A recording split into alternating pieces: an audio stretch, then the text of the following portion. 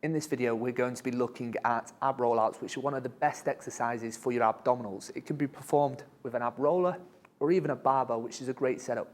Now, I've also set it up today with a resistance band, which is one of the best ways to regress the exercise.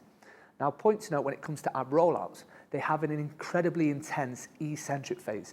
So when it comes to ab exercises like sit-ups, we often concentrate on curling the torso up, so it's a heavy concentric phase. However, there's not a great deal of eccentric loading during a sit-up.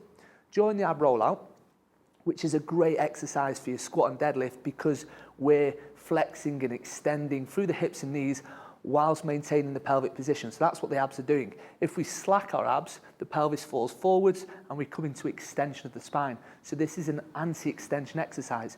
So during the ab rollout, as we're lengthening out and in, the abdominals are contracting hard to maintain that position, and it creates a hugely intense eccentric phase.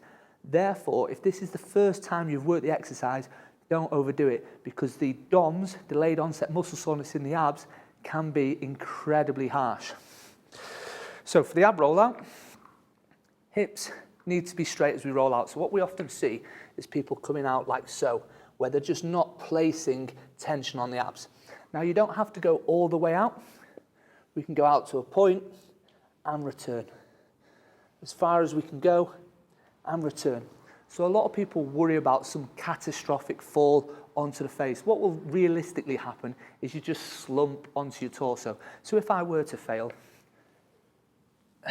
it usually just happens like so. It's not as catastrophic as people think, where their face smashes into the floor. So ideally, we're in this position here, we roll out and back in. So huge eccentric loading on the abdominals. One more time. And come back in. And this can also be done from a standing position, which is incredibly intense. So looking at the barbell setup,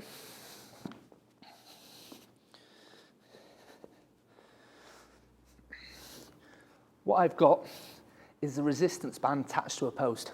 Therefore, this band is going to help me to pull back in, so it gives me some support. Now, just point to note, you don't want too high a tension on the resistance band because it's going to pull you in too fast and it could risk injury. The barbell is often a nice setup because it's great for the shoulders and that overall stability. Rather than being in this narrow grip, we can take it much wider. So let's have a look at a few reps. As you can see, the band simply assists the movement.